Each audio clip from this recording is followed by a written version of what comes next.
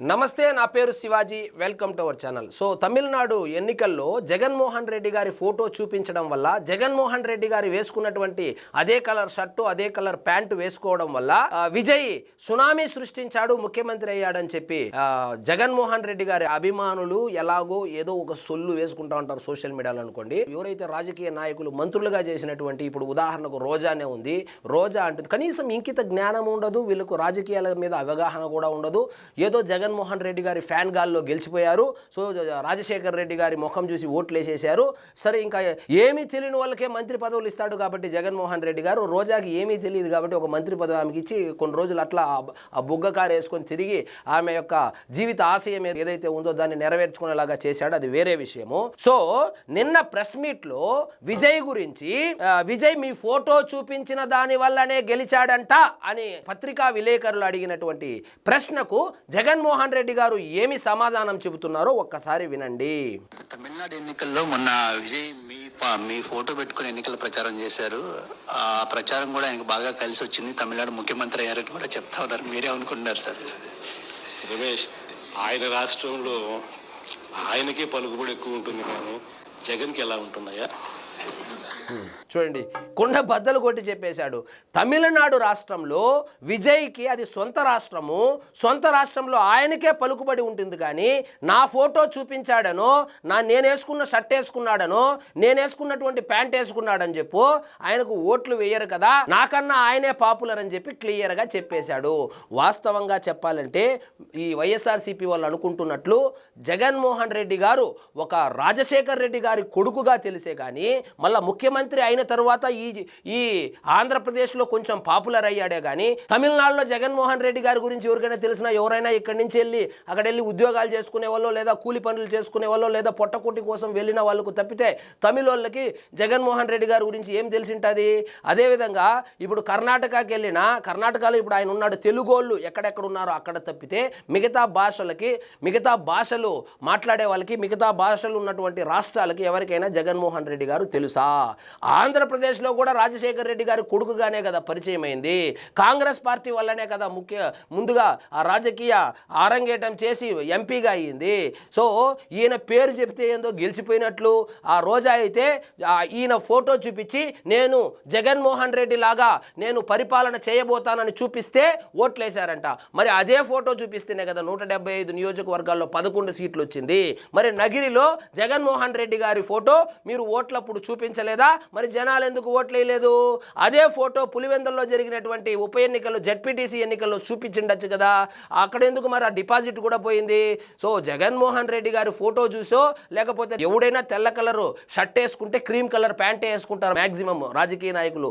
అదేమంటే colour combination. అదేందో జగన్మోహన్ రెడ్డి గారిని చూసి నేర్చుకుని ఉంటే ఆయనకు 11 సీట్లు వచ్చేదే కానీ 107 సీట్లు 108 సీట్లు ఎందుకు వస్తుంది?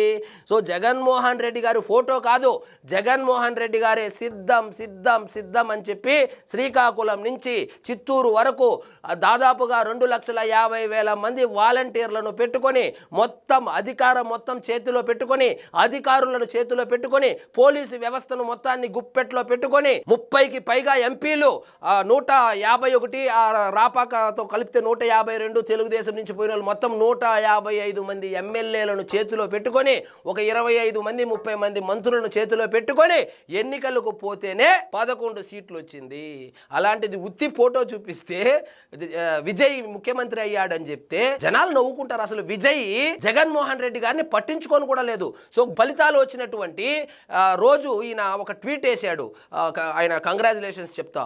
ఆ ట్వీటును ఆయన ఒక 10 రోజుల తర్వాత చూసుకొని ముందుగా చంద్రబాబు నాయుడు గారికి, పవన్ కళ్యాణ్ గారికి స్పందించిన తరువాత జగన్మోహన్ రెడ్డి గారికి స్పందించాడే కానీ ముందుగా తెలిసింటే వాళ్ళిద్దరూ క్లోజ్ ఫ్రెండ్స్ అయింటే ముందుగా స్పందించాలి కదా, స్పందించలేదు.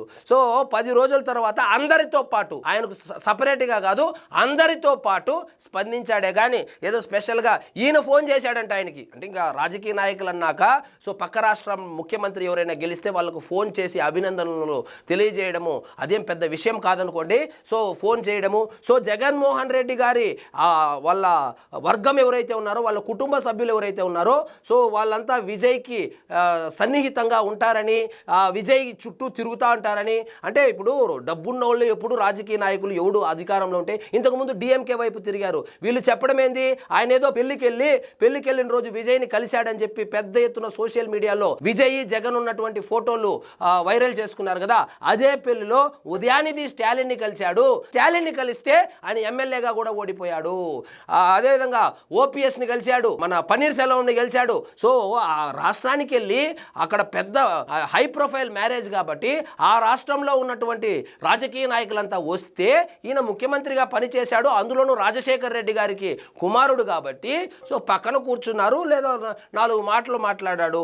అంత మాత్రాన వీళ్ళిద్దరూ షెడ్డీ దోస్తులని, చిన్నప్పుడు గోలీకాయలు ఆడుకునే వాళ్ళని, మరి ఒకటే క్లాస్మేట్స్ అని, ఒకటే బెంచ్ మేట్స్ అని, ఒకటే గ్లాస్ మేట్స్ అని, సో ఈయన ఇచ్చినటువంటి సలహాలు సూచనలు పాటించాడని చెప్పి సో ఈయన పాదయాత్ర చేసి ఈయన ముఖ్యమంత్రి అయ్యాడు. ఆయన కనీసం 20-25 నియోజకవర్గాల్లో కూడా పట్టుమని 20 నియోజకవర్గాల్లో కూడా ప్రచారం కూడా చేయలేదు. ఈయనకు ఆయనకు పోలికెక్కడా?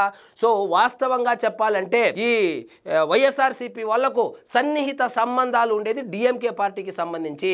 సో డిఎంకే పార్టీకి సంబంధించి అలయన్స్లో ఉన్నటువంటి వీసీకే అనే పార్టీకి సంబంధించి రోజా గారు వీడియో బయట కూడా ఇచ్చారు ఓట్లు వేయమని. సో రోజా డిఎంకే పార్టీకి సంబంధించి స్టాలిన్ని పొగుడుతూ అక్కడ జరిగినటువంటి ఒక కార్యక్రమంలో మళ్ళీ స్టాలినే ముఖ్యమంత్రి కావాలని చెప్పొచ్చింది. సో ఈమె పోయి అడుగుపెట్టి చెప్పొచ్చింది. ఇంకా ఆయన ఇంటికి పోయాడు, ఎమ్మెల్యే కూడా కాలేదు, అసెంబ్లీ గేటు కూడా తాకలేదు అనుకోండి, అది వేరే విషయము.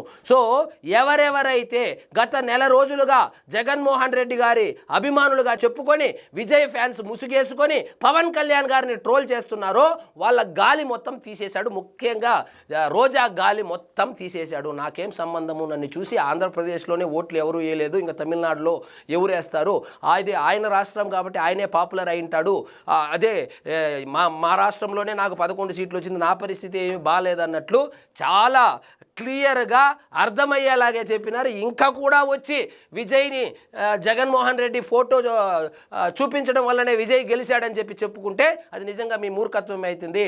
రోజా గారు ప్రెస్ మీట్ 5-6 సార్లు చూస్తే క్లియర్గా అర్థమవుతుంది విజయ్ ఎలా గెలిచాడని చెప్పి. సో ఇక్కడ మీకు పదవులు ఇచ్చింది, ఇక్కడ కూటమి ప్రభుత్వం మీద పోరాడమని చెప్పి వైఎస్ఆర్సీపీ పార్టీకి ఏదైనా పనికొచ్చే పని చేయమని చెప్పి మీకు పదవులు ఇచ్చి సోషల్ మీడియాలో చాలామందికి పేమెంట్లు కూడా ఇస్తూ ఉంటే వాళ్ళు ఆ పని పక్కన పెట్టి పక్క రాష్ట్రంలో బీఆర్ఎస్కు పనిచేస్తారు, అక్కడ టీవీకేకి పనిచేస్తారు, డిఎంకేకి పనిచేస్తారు, దీదీకి పనిచేస్తారు. సో ఒక వైఎస్ఆర్సీపీ పార్టీకి తప్ప మిగిలిన పార్టీలకు అంతా పనిచేస్తూ ఈ పార్టీని గాలికి వదిలారు. సో ఈ పార్టీని గాలికి వదిలేశారు కాబట్టి ఆయన నిన్న ప్రెస్ మీట్ పెట్టి కూటమి ప్రభుత్వానికి సంబంధించి ఎటువంటి లోపాలు లేవు కాబట్టే ఆయన ఎటువంటి ఈ ప్రభుత్వానికి సంబంధించినటువంటి విషయాలు ప్రస్తావించకుండా ఎప్పుడెప్పుడో చనిపోయినటువంటి వాళ్ళందరినీ తీసుకొని వచ్చి దాన్ని మళ్ళా రుద్దేటువంటి ప్రయత్నం చేశాడు. సో ఒకటి క్లియర్గా చెప్పాడు, విజయ్ గెలవడానికి జగన్కి సంబంధమే లేదు.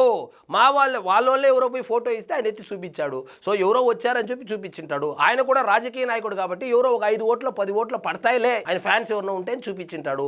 దాంట్లో అంతలో మాత్రానికి ఆయన ఫోటో చూపించడం వల్లనే గెలిచాడు, ఆయనలాగే షర్ట్ వేసుకొని ప్యాంట్ వేసుకోవడం వల్లనే గెలిచాడంటే నిజంగా వీళ్ళకు రాజకీయ పరిజ్ఞానం లేదనే అనుకోవాలి.